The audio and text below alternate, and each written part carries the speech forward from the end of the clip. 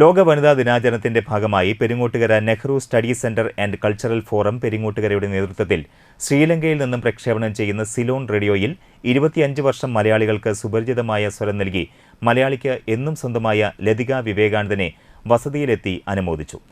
ഇത് ശ്രീലങ്ക പ്രക്ഷേപണ നിലയം, ശ്രീലങ്ക പ്രക്ഷേപണ കൂട്ടുസ്ഥാപന ഏഷ്യ സേവനം 25 metre 11,800 kilo hertz, 41 metre 7,190 kilo hertz എന്നീ അലകളിൽ ഏഷ്യയിലുള്ള ശ്രോതാക്കൾക്ക് വേണ്ടിയാണ് ഈ പരിപാടികൾ.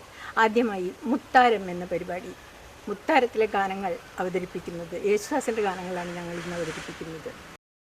Nehru study centre and cultural forum ചെയർമാനും ഗ്രാമപഞ്ചായത്ത് മെമ്പറുമായ ആൻഡോ തൊറയൻ വനിതാ ദിനാചരണം ഉദ്ഘാടനം ചെയ്തു. അപ്പോൾ ആ ശ്രീലങ്ക റേഡിയോയിൽ സിലോൺ വർക്ക് ചെയ്തിരുന്ന പ്രിയപ്പെട്ട ലതികേച്ചി 25 കൊല്ലത്തോളം അവിടെ നമ്മുടെ മലയാളത്തിൻ്റെ ശബ്ദം ലോകം മുഴുവൻ എത്തിക്കാനായിട്ട് ശ്രദ്ധിച്ചിരുന്ന ലതികേച്ചിനാണ് ഈ പ്രാവശ്യം Nehru study centre and culture forum അനുമോദിക്കുന്നത്. അപ്പോൾ ആദ്യമേ തന്നെ വനിതാ ദിനാചരണത്തിൻ്റെ അല്ലെങ്കിൽ വനിതാ ദിനത്തിൻ്റെ ഹൃദയപൂർവ്വമായിട്ടുള്ള ആശംസകൾ നേരുന്നു. നമ്മുടെ നാട്ടിൽ നമുക്കറിയാം ഇന്ന് പുരുഷനൊപ്പം തന്നെ തുല്യത കൈവന്നിരിക്കുന്നൊരു സമയം കൂടിയാണ് ഈ കാലഘട്ടം. ഏത് കാര്യമെടുത്താലും അതിലൊക്കെ തന്നെ ഇപ്പോൾ നമുക്കറിയാം ചന്ദ്രനിലായാലും ഇപ്പോൾ ബഹിരാകാശ പേടകത്തിൽ പോലും വനിതകൾ എത്തിക്കഴിഞ്ഞിരിക്കുകയാണ്. അപ്പോൾ അതേപോലെയുള്ള നേട്ടങ്ങൾ കൈവരിക്കാൻ ഈ നാടിനു വേണ്ടി പ്രയത്നിക്കുന്ന എല്ലാ വനിതകളെയും ഈ ദിവസം അല്ലെങ്കിൽ ഹൃദയപൂർവ്വം ഓർക്കുന്നു. അവർക്കൊക്കെ അഭിനന്ദനങ്ങൾ നേരുന്നു.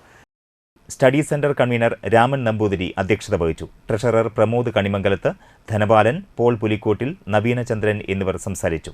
സാജൻ കുറ്റിക്കാട്ടുപറമ്പിൽ, ബെന്നി ആഞ്ഞിലപ്പെടി, ജഗദീഷ് രാജ് വാളമുക്ക്, അരുണൻ, റിജു കണക്കന്തറ എന്നിവർ നേതൃത്വം നൽകി. 4 കുറച്ച് 60 കഴിഞ്ഞ പ്രമുഖ വ്യക്തികളെ, 4 സ്ത്രീകളെ, കലാമണ്ഡലം ക്ഷേമാവതി, പിന്നെ ഒരു എഡ്യൂക്കേഷൻ ഡയറക്ടർ റിട്ടയർ, അവരെയൊക്കെ അവിടെ ജോയ്സ് പാലസിൽ വെച്ച് ആദരിക്കുകയുണ്ടായി. അതായിരുന്നു എൻ്റെ ആദ്യത്തെ തുടക്കം. പക്ഷെ അതിനുശേഷം ഒരുപാട് ആദരവുകളായി. അങ്ങനെ ഇത് ഒന്നും വെക്കാൻ സ്ഥലമില്ലാത്ത മാതിരിയായി, അത്രയധികം കിട്ടി. അപ്പം അതിൽ സന്തോഷമുണ്ട്. നമ്മൾ ജീവിച്ചു എന്നുള്ളതിന് എന്തെങ്കിലും ഒരു ജീവിച്ച് ജോലിയൊക്കെ കഴിഞ്ഞ് നമ്മൾ വരുമ്പോൾ നമ്മുടെ ജീവിതം അവിടെ, അതായത് നമ്മുടെ പാസ്റ്റ് അവിടെ ഒതുങ്ങി. പക്ഷെ എന്നാലും വീണ്ടും നമ്മൾ ജീവിതത്തിലേക്ക് തിരിച്ചു വരുമ്പോൾ, അതും ശ്രീലങ്കയിൽ നിന്ന് ഞാൻ ഇന്ത്യയിൽ വന്നതിന് ശേഷം, കേരളത്തിൽ വന്നതിന് ശേഷം എന്നെ ഇവിടെ ആളുകൾ തിരിച്ചറിയണത് ഞാൻ അവിടെ ഉണ്ടായിരുന്ന ആ റേഡിയോയിൽ ഞാൻ ചെയ്ത എൻ്റെ ആ സേവനത്തിൻ്റെ ഭാഗമായിട്ടാണ്. അതാലോചിക്കുമ്പോൾ വളരെ സന്തോഷമുണ്ട്.